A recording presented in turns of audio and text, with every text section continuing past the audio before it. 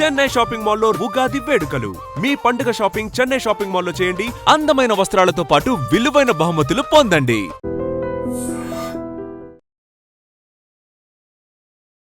Hi hello నమస్తే, welcome back to our channel. నేను మీ Vaishu and నా యాంకర్ రాజా గారు ఉన్నారు. సో నిన్న నైట్ జింబాబ్వేతో జరిగిన మ్యాచ్లో వర్మ శర్మ ఇద్దరు ఒక కంబ్యాక్ ఇవ్వడం జరిగింది. మ్యాచ్లో జరిగిన హైలైట్స్ ఏంటి, అలానే వెస్టిండీస్తో జరగబోతున్న మ్యాచ్లో మన వాళ్ళు ఎలాంటి నిర్ణయాలు తీసుకోవాలి, మళ్ళీ ఇంకో బౌలర్ని తీసుకొస్తే బెటరా లేకపోతే అసలు ఎలా ఉండబోతుంది మ్యాచ్, ఈ విషయాలన్నిటి గురించి మాట్లాడడానికి ఈరోజు నాతో పాటు స్పోర్ట్స్ అనలిస్ట్ వెంకటేష్ గారు ఉన్నారు. సార్తో మాట్లాడదాం. హలో సార్, నమస్తే. సార్ సూపర్ 8లో సూపర్ సక్సెస్, ఇది ఒక పవర్ ప్యాక్డ్ విన్ అనుకోవచ్చా? డెఫినెట్గా. ఎందుకంటే మనకి సౌత్ ఆఫ్రికాతో ఓడిపోయినప్పుడు కొన్ని ప్రాబ్లమ్స్ కనిపించినాయి. ముఖ్యంగా బ్యాటింగ్ స్లో డౌన్ అవ్వడం, మిడిల్ ఓవర్స్లో స్పిన్నర్స్ని కానీ స్లోయర్ డెలివరీస్ ఆడడంలో మన వాళ్ళు ఇబ్బంది పడ్డం, Abhishek Sharma form, Tilak Varma strike rate, ఇలాంటి కొన్ని ఇష్యూస్ మనకు కనిపించినాయి. సో అవన్నీ కూడా ఒక్కసారిగా ప్రాబ్లమ్స్ అన్నీ సాల్వ్ అయిపోయినాయి. సో ఏవైతే ఇష్యూస్ మనం అడ్రస్ చేయాలో అవన్నీ అడ్రస్ చేశారు పర్ఫెక్ట్గా. మన బ్యాటింగ్ ఎందుకంటే 256 కొట్టారు మన వాళ్ళు, అది second highest in world cups. So సంజుని తీసుకురావడం కూడా ఒక ప్లస్ పాయింట్ డెఫినెట్గా, ఎందుకంటే టూ మెనీ లెఫ్ట్ హ్యాండర్స్ అయిపోయారు. ఒకప్పుడు మన టీంలో అంతా రైట్ హ్యాండర్స్ ఉండేవారు, ఇప్పుడు టూ మెనీ లెఫ్ట్ హ్యాండర్స్ అయిపోయారు. సో ఎప్పుడైతే ఒక రైట్ హ్యాండ్తో ఓపెన్ చేయించారో అది టాక్టికల్గా చాలా బాగా ఉపయోగపడింది. లేకపోతే ఏంటంటే ప్రతి టీంలో ఆఫ్ స్పిన్నర్స్ ఉంటున్నారు, వాళ్ళు పార్ట్ టైమర్స్ అయినా వాళ్ళు వచ్చి మన మీద వికెట్లు తీయడం, మనకి ఇబ్బంది పెట్టడం అనేది చూసాం మనం. ఎప్పుడైతే లెఫ్ట్ రైట్ కాంబినేషన్ వచ్చిందో ఆ అడ్వాంటేజ్ ఆ టీమ్స్కి లేకుండా చేయడం. సంజు కూడా అతని రోల్ అతను చేసి 24 రన్సే, బట్ అది 24 రన్స్ అయినా కూడా చాలా ఇంపార్టెంట్ పర్ఫార్మెన్స్ అతని నుంచి. ఎందుకంటే అభిషేక్ శర్మ కాస్త షేకీగా ఉన్నాడు ఆ స్టేజ్లో, అతని నర్వ్స్ కూల్ డౌన్ అయ్యి అతను కాస్త నిలదొక్కునే టైంలో ఇతను అగ్రెసివ్గా ఆ పవర్ ప్లే ఓవర్స్ని యూటిలైజ్ చేసుకోవాలి. అది అతను చేశాడు. అతను చేసి 24 రన్స్ అయినా కూడా అవసరమైన ఎక్స్ప్లోజివ్ స్టార్ట్ అందించాడు. తర్వాత అభిషేక్ అందుకున్నాడు, ఇషాన్ కిషన్ కంటిన్యూ చేశాడు. సో మన స్ట్రాటజీ ఏదైతే మన టీమ్ డ్రెస్సింగ్ రూమ్లో అనుకున్నారో దాన్ని ఎగ్జిక్యూషన్, ఇప్పుడు planning is one thing and execution is different. Execution కూడా పర్ఫెక్ట్గా జరిగింది. అలాగే తిలక్ వర్మని నెంబర్ 6లో పంపిస్తే అతను టాప్ ఆర్డర్ ప్లేయర్, కానీ నెంబర్ 6లో కూడా అతను acquitted himself very well. Strike rate మీద అన్ని స్ట్రైక్ రేట్ 250+ స్ట్రైక్ రేట్తో అతను బ్యాటింగ్ చేయడం, it was really wonderful. Sir ఇందాక ఎలాగో సంజు శాంసన్ ప్రస్తావన వచ్చింది కాబట్టి ఒక క్వశ్చన్ సార్, అసలు రాబోయే మ్యాచ్ల్లో సంజు శాంసన్ రోల్ ఏంది? సంజు శాంసన్ రోల్ ఏంటనే విషయంలో మనకి ఒక క్లారిటీ వచ్చిందండి. ఏంటంటే అతను కీపింగ్ గ్లోవ్స్ ఇచ్చారు. కీపర్ని కీపర్ని ఎప్పుడంటే అప్పుడు మార్చారు మీరు, ఓపెనర్లు మార్చిన కీపర్ ఏంటంటే మీకు చాలా important fulcrum of the team. So అతన్ని కీపింగ్ గ్లోవ్స్ ఎప్పుడైతే ఇచ్చారో దానివల్ల వాళ్ళు ఏం చెప్తున్నారంటే, మెసేజ్ ఏమిస్తున్నారంటే Sanju is going to play all the matches, remaining 3 మ్యాచ్లు కూడా సంజు ఆడతాడు. అది కూడా ప్లస్ అవుతుంది, ఖచ్చితంగా ప్లస్ అవుతుంది. ఎందుకంటే సంజు బెటర్ కీపర్ దాన్ ఇషాన్ కిషన్. అంటే ఇషాన్ కిషన్ కీపింగ్ ఘోరంగా ఉందని అనట్లేదు, is a better keeper than Ishan Kishan. And అతని ఇన్పుట్స్ బాగుంటాయి. బౌలర్స్ మీరు మధ్యలో చూసినారు మ్యాచ్లో వచ్చి బౌలర్స్ చెవిలో వచ్చిన మాట చెప్తుంటాడు. అతను క్యాప్టెన్ చేశాడు and he has got very good cricketing brain. అది గతంలో కూడా అనేక సందర్భాలు చెప్పారు. అదే తర్వాత అతని డిఆర్ఎస్ జడ్జ్మెంట్ కూడా చాలా బాగుంటుంది. So Ishan Kishan is very good batsmen, but కీపర్గా Sanju is better than him. అది నెంబర్ 1. నెంబర్ 2 ఏంటంటే సంజు కాన్ఫిడెన్స్ ఇవ్వాలి. సంజు ఏంటంటే he is always in and out of Indian team. ఈ రోజు ఉంటాడు, రేపు ఉండడు, ఈ మ్యాచ్కి ఉంటాడు, నెక్స్ట్ మ్యాచ్. అతను దాదాపు 10 ఏళ్ల నుంచి ఆడుతున్నాడు ఇండియన్ క్రికెట్లో, ఎప్పటికి కూడా అతని ప్లేస్ సిమెంట్ కాలేదు. సో అలాంటి ఒక ప్లేయర్కి మీరు ఆ కాన్ఫిడెన్స్ ఇస్తే, నువ్వు కీపింగ్ చేస్తున్నావు, నువ్వు రన్స్ కొట్టినా కొట్టకపోయినా యు ఆర్ ది కీపర్ అని అతనికి ఆ కాన్ఫిడెన్స్ ఇచ్చారు. ఆ కాన్ఫిడెన్స్ ఇచ్చి అతన్ని తీసుకొచ్చారు. సో అతని కీపింగ్ గ్లోవ్స్ ఇవ్వడంలో చాలా కారణాలు ఉన్నాయి, చాలా ఫ్యాక్టర్స్ ఉన్నాయి. So this is going to be our 11. So Ishan Kishan ని ఆఫ్ స్పిన్నర్ కి అవుట్ అవడం ఇది 10వసారి అయి ఉండొచ్చు. ప్రతిసారి ఎందుకు అలా అవుట్ అవుతున్నాడు? Ishan Kishan I'm not sure 10 సార్లు అవుతారు. ఇప్పుడు ఏంటంటే లెగ్ స్పిన్నర్స్కి అగేన్స్ట్గా, లెఫ్ట్ ఆర్మ్ స్పిన్నర్స్కి అగేన్స్ట్గా రైట్ హ్యాండర్స్కి ఇబ్బంది పడతారు, ఆఫ్ స్పిన్నర్కి అగేన్స్ట్గా లెఫ్ట్ హ్యాండర్స్ ఇబ్బంది పడతారు. ఎందుకంటే బాల్ వాళ్ళ నుంచి బయటికి టర్న్ అవుతుంది. బయటికి టర్న్ అయ్యే బాల్ని ఏంటంటే మీరు విత్ ద టర్న్ కొట్టాలి. అలా కానీ లెగ్ సైడ్ ఇషాన్ కిషన్ ఏంటంటే లెగ్ సైడ్ బాగా కొడతాడు, కానీ ఆ బాల్ ఎప్పుడైతే బయటకు వెళ్తుందో దాన్ని లెగ్ సైడ్లో కొట్టే ప్రయత్నం చేస్తే క్యాచ్ వెళ్తుంది. సో అది అతనుకున్న డ్రాబ్యాక్. అంతే, అది జనరల్గా ఆఫ్ స్పిన్నర్స్ని ఎప్పుడు కూడా లెఫ్ట్ హ్యాండర్స్ మీద ఏ టీం అని కూడా ప్రయోగిస్తారు. సో బ్యాటింగ్ పరంగా మనం ఇదివరకు అనుకున్నట్టు పవర్ ప్యాక్డ్గా అందరూ ఫామ్లోకి వచ్చారు, అంతా బాగుంది. బట్ బౌలింగ్ విషయానికి వస్తే ఒక ప్రధానమైన సమస్య, కుల్దీప్ని ఆడించాలి అన్న డిమాండ్ బాగా పెరుగుతుంది. ఎందుకంటే వరుణ్ చక్రవర్తి వికెట్స్ తీస్తున్నాడు. బట్ ఎప్పుడైనా match do or die situation వచ్చినా, ప్రెజర్ వచ్చినా వరుణ్ చక్రవర్తి వికెట్స్ తీయలేకపోతున్నాడు. అంటే చాలా కీలకమైన మన సౌత్ ఆఫ్రికా మ్యాచ్లో రెండు మ్యాచ్లు బట్ కుల్దీప్ కూడా ఉంటే స్పిన్ విభాగం కాస్త స్ట్రాంగ్ అవుతుందన్న వాదన ఎక్కువ అవుతుంది. ప్రెషర్ లో ఆడగలడు కుల్దీప్ అనేది ఒక ప్లస్ పాయింట్. ఐడియల్ సిచ్యుయేషన్ ఏంటంటే to have Kuldeep and Varun Chakravarthy. అప్పుడు మన బౌలింగ్ అద్భుతంగా ఉంటుంది. మిడిల్ ఓవర్స్లో ఒకరు కాకపోయినా ఒకరు వికెట్లు మిడిల్ ఓవర్స్లో వికెట్లు తీయాలి. ఏ టీంకైనా మిడిల్ ఓవర్స్లో వికెట్లు తీయాలి. మీకు బుమ్రా, హర్షదీప్తో పాటు కుల్దీప్, వరుణ్ చక్రవర్తి ఉంటే మన బౌలింగ్ అద్భుతంగా ఉంటుంది. But you cannot have the cake and eat it two. మీరు అవ్వా కావాలి బొవ్వా కావాలంటే కుదరదు. మీకు ఏంటంటే you have to have batting up to number 8. Number 8 దాకా మీకు ఇన్సూరెన్స్ ఉంటాయి బ్యాటింగ్లో. అంటే ముందు వాళ్ళు ఫ్రీగా ఆడగలుగుతారు. మాకు బ్యాటింగ్ ఉంది, Akshar Patel coming in number 8 కాబట్టి నేను అవుట్ అయినా నా తర్వాత బ్యాటింగ్ ఉందంటే ముందు వాళ్ళు బ్యాటింగ్ ఆడగలుగుతారు. అలా కాకుండా మీకు 7th బ్యాటింగ్ 9 టెయిల్ ఎండర్స్ ఉంటే ముందు వాళ్ళు కూడా కాస్త బిగుసుకునే పరిస్థితి ఉంటుంది. సో ఇప్పుడు ఏంటంటే ఇండియాకి ఉన్న డైలమా ఏంటంటే, సరే మీరు ఎక్స్ట్రా బ్యాటింగ్ ఆప్షన్ కోసం వెళ్తున్నారు, ఎందుకంటే మనం అగ్రెసివ్ బ్రాండ్ ఆఫ్ క్రికెట్ ఆడుతున్నాం కాబట్టి. అలా కాకుండా లేదు మాకు బౌలర్ కావాలి ఖచ్చితంగా అనుకుంటే కుల్దీప్ని ఆడించుకోవాలి. కుల్దీప్ని ఆడిస్తే అద్భుతంగా ఉంటుంది. Kuldeep is wicket taker. కొన్ని రన్స్ ఇచ్చినా కూడా always takes wickets. Kuldeep and Varun Chakravarthy వాళ్ళిద్దరి కాంబినేషన్ అద్భుతంగా ఉంటుంది. మిడిల్ ఓవర్స్లో బ్రహ్మాండంగా ఉంటుంది. కానీ అది అలా ఆడించాలంటే మనకు అంత కష్టం. అయితే టాక్టికల్గా అగైన్స్ వెస్టిండీస్ బౌలింగ్లో పెద్ద పసలేదు. సో వెస్టిండీస్ బౌలర్స్ మనం పెద్దగా థ్రెటన్ చేసే అవకాశం లేదు. వాళ్ళ స్పిన్నర్స్ కానీ వాళ్ళ పేసర్స్ కానీ వాళ్ళకున్న స్ట్రెంత్ ఏంటంటే వాళ్ళ పవర్ హిట్టర్స్, బ్రహ్మాండమైన పవర్ హిట్టర్స్. నెంబర్ 8, నెంబర్ 9 దాకా వాళ్ళకి బ్యాటింగ్. నిన్న కూడా 80 runs 6 world record. 8th wicket అంటే ఎప్పుడు నెంబర్ 10 బ్యాట్స్మెన్ ఆడతాడు 8th వికెట్ అంటే. సో నెంబర్ 10 దాకా వాళ్ళ బ్యాటింగ్ ఉంది. 8th వికెట్కి వాళ్ళు 80 runs ఎంత యాడ్ చేశారంటే, అది కూడా ఎంత బీభత్సమైన రన్ రేట్తో కొట్టారంటే we can understand the power hitting ability. వాళ్ళకున్న భీకరమైన హిట్టర్స్. అలాంటి బ్యాటింగ్ లైనప్ మీద you have to strengthen your bowling. So టాక్టికల్గా కుల్దీప్ని ఆడించే అవకాశం ఉంది. అయితే ఒక్కటి ఇక్కడ చిన్న ప్రాబ్లం ఏముందంటే, ఈడెన్ గార్డెన్స్లో మ్యాచ్ జరగబోతుంది. Eden gardens small ground. ఆ స్మాల్ గ్రౌండ్లో మీరు స్పిన్నర్స్ని పెడితే స్పిన్నర్స్ ఈజీగా 6లు కొట్టారు. సో అదొక ప్రాబ్లం కూడా ఉంది. సో ఒక స్పిన్నర్ని ఆడించుకోవాలా, ఏం చేయాలనే విషయంలో మన వాళ్ళు ఒక డెసిషన్ తీసుకోవాలి. అలాగే మళ్ళీ మ్యాచ్అప్స్ మన వాళ్ళు వాషింగ్టన్స్ ఉందని తీసుకురావాలా. ఎందుకంటే Hetmyer is a left hander, Rutherford is a left hander. So ఆ టీంలో లెఫ్ట్ హ్యాండర్స్ ఆడితే రోస్టన్ చేసి లెఫ్ట్ హ్యాండర్. సో వీళ్ళందరూ లెఫ్ట్ హ్యాండర్స్ ఎక్కువ ఉన్నారు కాబట్టి మళ్ళీ మ్యాచ్అప్స్ అనుకుని మన వాళ్ళు ఉన్న వాషింగ్టన్స్ అందరూ వైపు వెళ్తారా. సో ఒకవేళ సరే కుల్దీప్ కాకుండా వాషింగ్టన్ తీసుకొద్దాం ఎక్స్ట్రా బౌలర్గా in place of somebody like Tilak drop చేయాలి. ఇప్పుడు డ్రాప్ చేయాలంటే తిలక్ డ్రాప్ చేయాలి. Tilak play wonderful innings.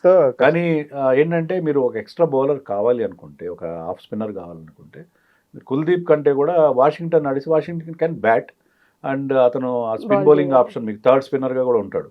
So either Kuldeep or Washington తీసుకుంటారేమో. We have to wait and see.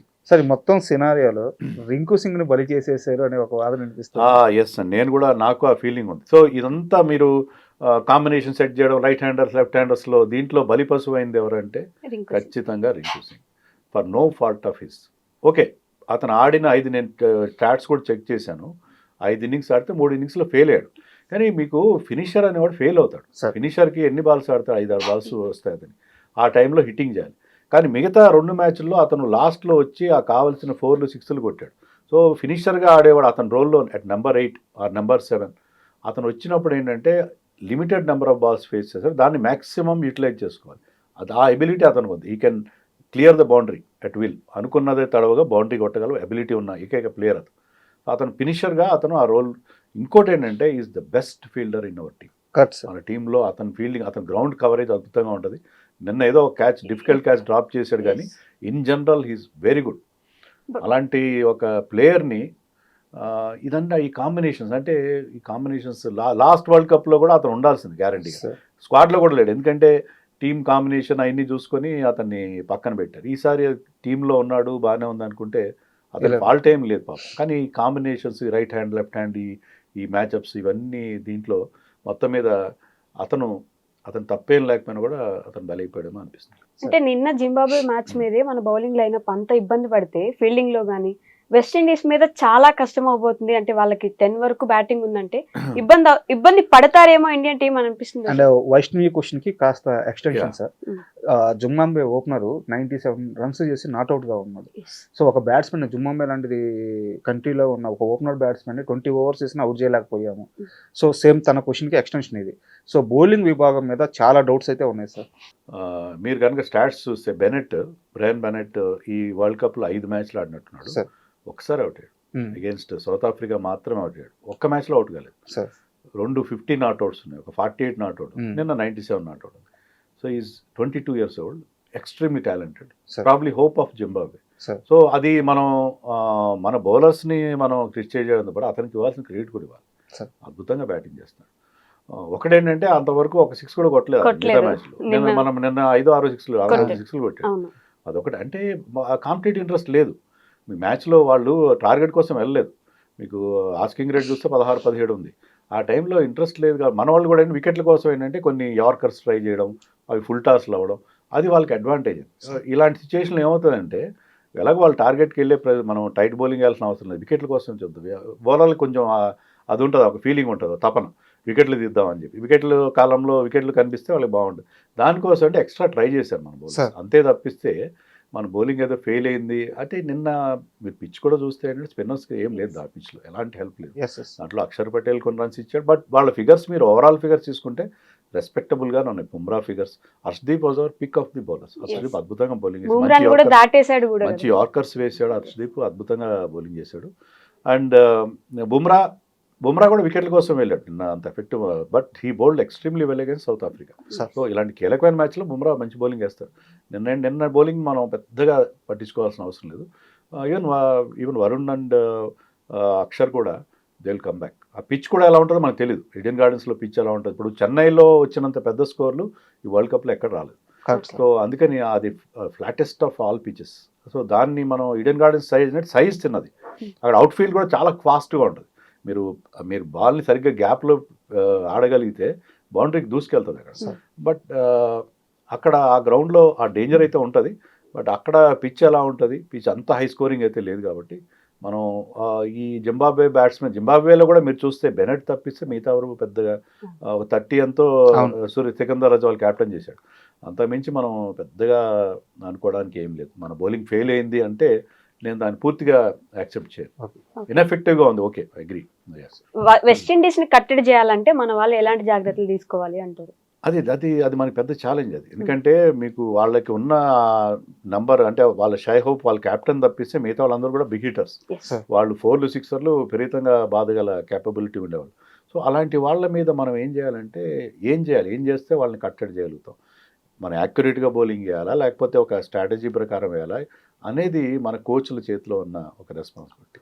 So ఏ రకంగా వెళ్ళాలి. ఇందాక మీరు అన్నట్టు కోల్కతా గ్రౌండ్ లో బౌండరీస్ చాలా చిన్నవి, వెస్టిండీస్ బ్యాటర్స్ కి అవి బాగా యూజ్ అయ్యే ఛాన్స్ ఉందని కూడా ఒక టాక్ వినిపిస్తుంది. డెఫినెట్గా వాళ్ళు 6లు కొట్టడం వాళ్ళకున్న 6 సీటింగ్ అందరూ 6 సీటర్స్ వాళ్ళు. సో అలాంటి 6 సీటర్స్ వాళ్ళు they are definitely going to enjoy. I think వాళ్ళు అక్కడ ఆడినట్టుగా కూడా ఉన్నారు ఈ గ్రౌండ్. మనం అయితే మనకి ఇండియాకు ఉన్న పెద్ద డిసడ్వాంటేజ్ ఏంటంటే ఇప్పుడు సౌత్ ఆఫ్రికా చూడండి అంత అహ్మదాబాద్లో ఆడుతున్నారు. వాళ్ళకి ఏంటంటే ఒక టీంని ఒక బేస్ పెట్టుకుని అక్కడే ఆడిస్తున్నారు. మనకేంటంటే మనకి ఓట్ బ్యాంక్ పాలిటిక్స్ ఉంటాయి. సో మొత్తం అన్ని అసోసియేషన్ వాళ్ళని ఇండియా మ్యాచ్ ఇవ్వాలి. ఇండియా మ్యాచ్ ఇస్తే వాళ్ళకి క్రౌడ్ వస్తారు, వాళ్ళకి చాలా రెవెన్యూ వస్తుంది. సో వాళ్ళని సంతృప్తి పరచడం కోసం స్టేట్ అసోసియేషన్ని మీరు ఒకసారి అహ్మదాబాద్లో ఆడిస్తారు, ఒకసారి చెన్నైలో ఆడిస్తారు, ఇంకోసారి ఢిల్లీలో ఆడిస్తారు. ఇలా మొత్తం దేశవ్యాప్తంగా మన టీం తిప్పుతున్నారు. సో మనకి ఆ ఫెమిలియారిటీ, ఆ గ్రౌండ్ వద్ద ఉండే అడ్వాంటేజ్ అనేది మనం లేకుండా పోయింది. So West Indies definitely they are going to enjoy. అంటే అదే మనకున్న ఛాలెంజ్. ఇప్పుడు మీకు సెమీఫైనల్కి వెళ్ళడం కాదు మీ లక్ష్యం, మీ లక్ష్యం ట్రోఫీ గెలవడం. సో ట్రోఫీ గెలవాలంటే మీరు టఫ్ టీమ్స్తో ఆడాలి. ఇప్పుడు ఏంటంటే సూపర్ 8 వచ్చిన తర్వాత మీకు చిన్న నెదర్లాండ్స్, నమీబియాలు దొరకవు. పెద్ద టీంలు టఫ్ టీమ్స్ మీద గెలవగలగాలి. మీరు ఛాలెంజ్ని ఫేస్ చేయాలి. ఇప్పుడు వెస్టిండీస్ పవర్ హైటర్స్ మనకేం కొత్త కాదు. వాళ్ళని ఎలా ఎదుర్కోగలుగుతాం, ఎలా ఆపగలుగుతాం, ఎలా కట్టడి చేయగలుగుతాం, దట్ ఈస్ ద ఛాలెంజ్. ఆ తర్వాత కూడా మీరు సెమీస్కి ఫైనల్కి వెళ్ళినప్పుడు కూడా you will face different challenges. Hardik Pandya role ఎలా ఉండొచ్చు అంటారు sir? Hardik Pandya is a very very crucial role. అతను బౌలింగ్లో కానీ బ్యాటింగ్లో, ఈవెన్ ఫీల్డింగ్ కూడా is safe catcher, safe fielder. So అతను బ్యాటింగ్లో క్లిక్ అవుతున్నాడు. 2 50s చేశాడు ఇప్పటికీ. ఫినిషింగ్ రోల్ చాలా బాగా చేస్తున్నాడు. సో హార్దిక్ పాండ్యా ఫామ్లో ఉండడం, ఫిట్గా ఉండడం అది చాలా ఇంపార్టెంట్. అతను వాళ్ళ టీంకి ఆ బ్యాలెన్స్ ఇస్తాడు, తర్వాత మీకు ఆప్షన్స్ కూడా ఇస్తాడు. So Hardik Pandya is a key figure. అతను మోస్ట్ వాల్యుబుల్ ప్లేయర్ రేస్లో కూడా ఉంటాడని చెప్పి నేను అనుకుంటున్నాను. సార్ ఈ ఒక్క సక్సెస్ తర్వాత అంతా చాలా పాజిటివ్గా కనిపిస్తుంది, టీం అంతా బలంగా ఉన్నట్టు కనిపిస్తుంది, వాతావరణం అంతా బాగుంది. బట్ సౌత్ ఆఫ్రికా మీద ఓడిపోగానే చాలా విమర్శలు వచ్చినాయి ఒక్క ఓటమితో. And Suryakumar Yadav press meet పెట్టి ఆటగాళ్లలో నమ్మకం కలిగించడానికి కొన్ని మాటలు మాట్లాడారు, వాటిని కూడా ట్రోల్స్ చేశారు.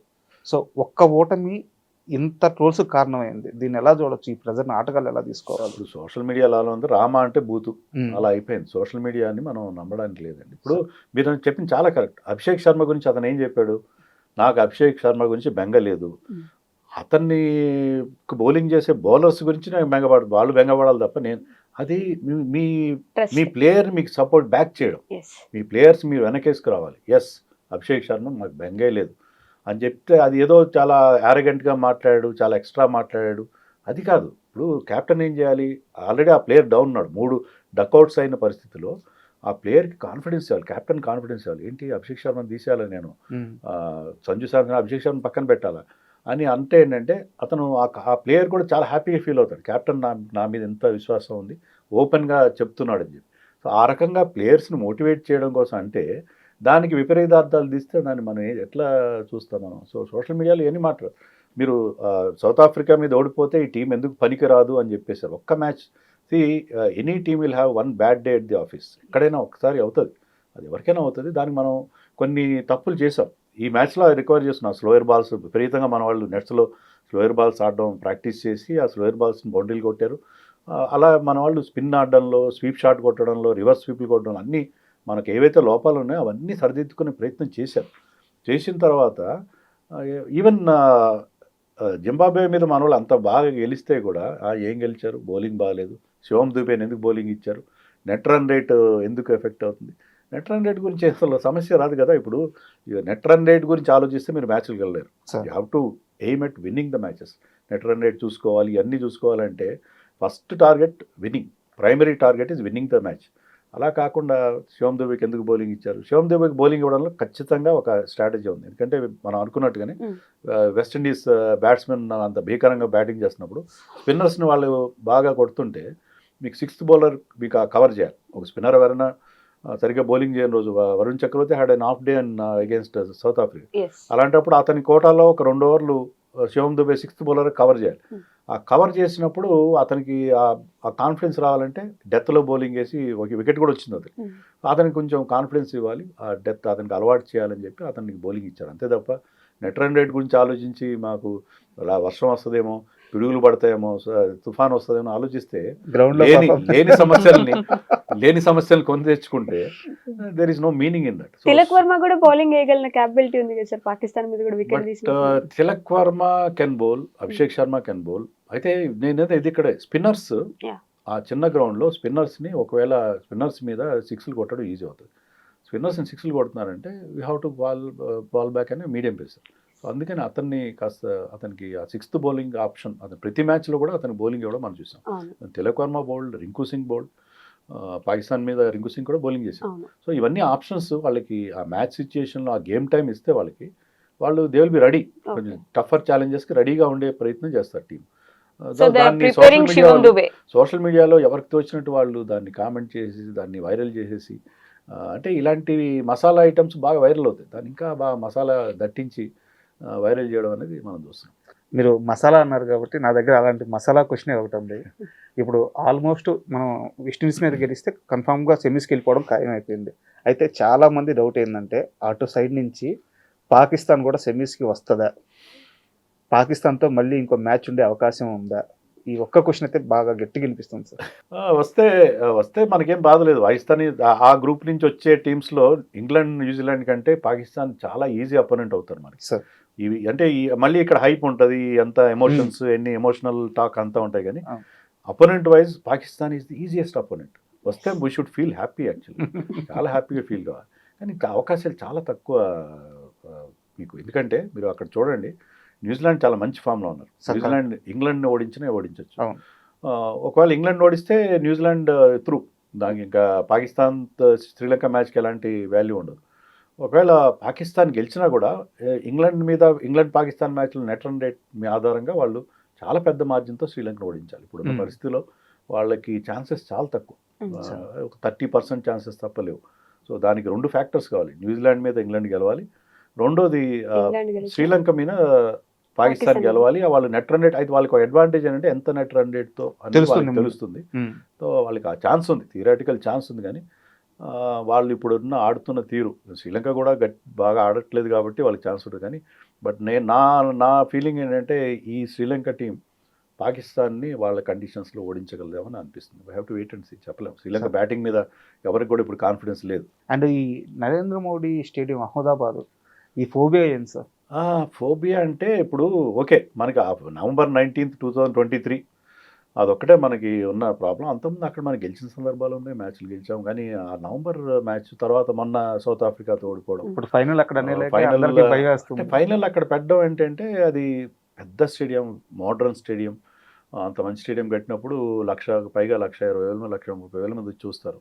సో ఆ ఈవెంట్కి తగిన ఒకప్పుడు మనం ఫైనల్స్ ఎక్కడ జరిపేవాళ్ళం, వాంఖడేలో జరిపేవాళ్ళం. అయితే ఈడెన్ గార్డెన్స్ అది కూడా కెపాసిటీ ఎక్కువ, దానికి ఒక చరిత్ర ఉంది. సో అహ్మదాబాద్ను ఆ విధంగా ప్రొజెక్ట్ చేస్తున్నారు. ఈవెన్ ఒలింపిక్స్ కూడా అహ్మదాబాద్లో జరపాలని చెప్పి చేస్తున్నారు. సో అది మనకి ఇప్పుడు రిచర్డ్ గటెల్బర్ ఎంపైర్గా ఉన్నాడా, అహ్మదాబాద్లో మ్యాచ్ అవుతుందా, ఇవన్నీ ఏంటంటే సోషల్ మీడియాలో చక్కర్లు కొడతాయి. గెలవచ్చు.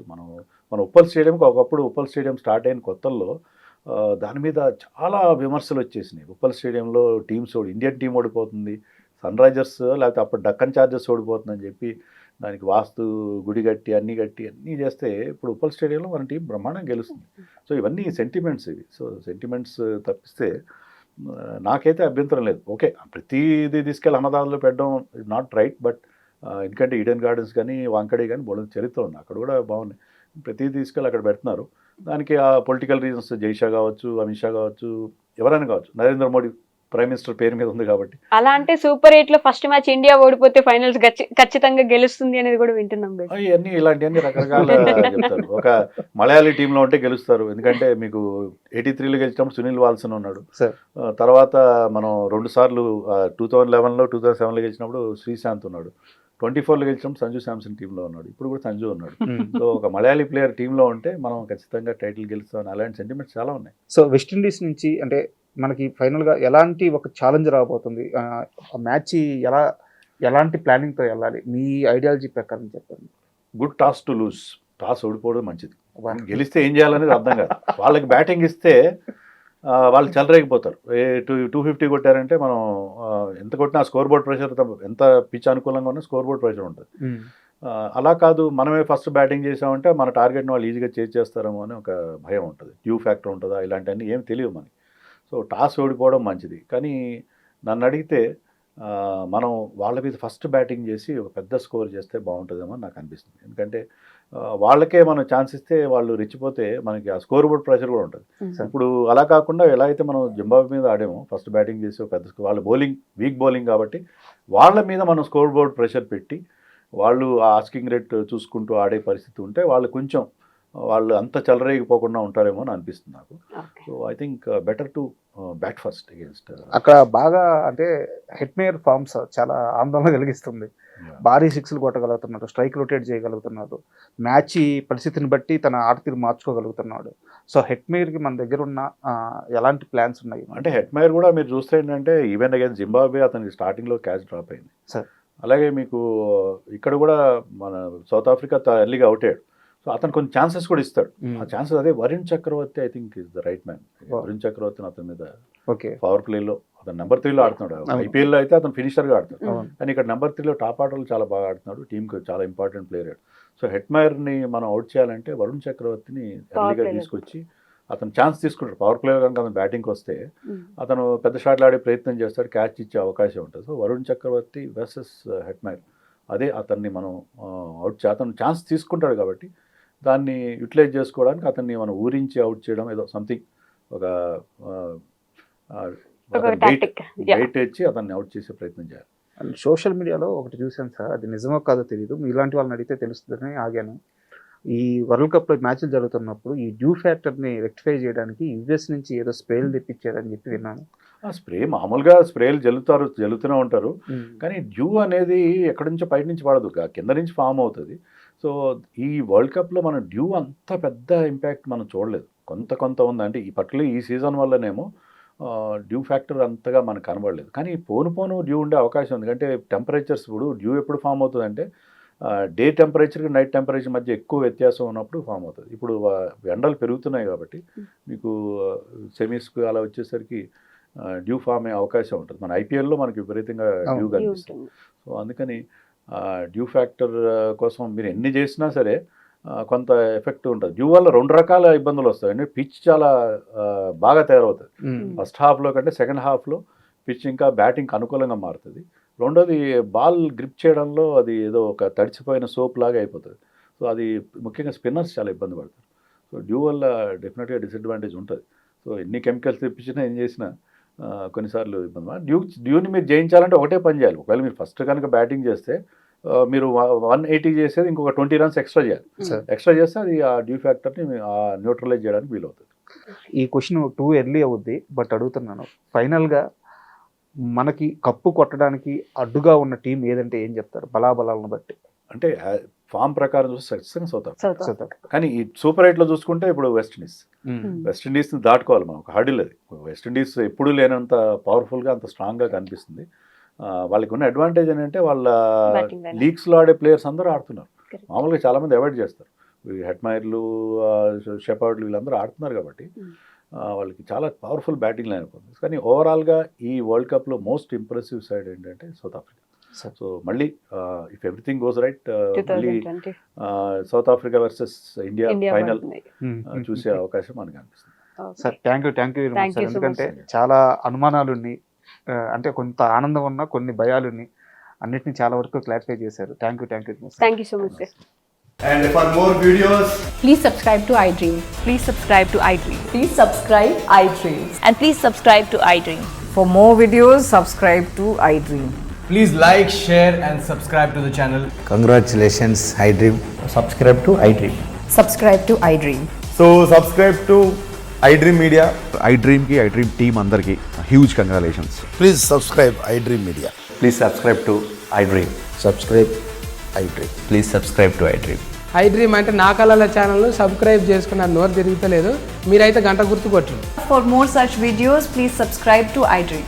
Subscribe to iDream. Please subscribe to iDream. Please subscribe iDream Media. Please do subscribe to iDream. Please subscribe to iDream Media. For best entertainment and information, please subscribe iDream. And don't forget to subscribe to iDream.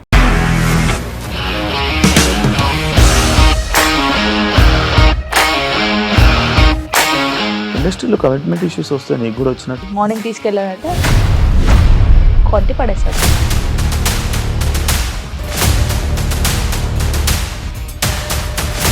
ఒక్కళ్ళు కూడా చూడలేదు ఈ cinema అని చెప్పడానికి కూడా చాలా ధైర్యం కావాలి. అది నిజం కదా, దాంట్లో ధైర్యం ఏంటి? ఇది నెక్స్ట్ డే ప్లేట్ మార్చేస్తే తప్పు కదా. As of now, we are comfortable this అని నేను అనుకుంటున్నాను. రష్మిక గారిది మీది ఒకే ఊరంట కదా?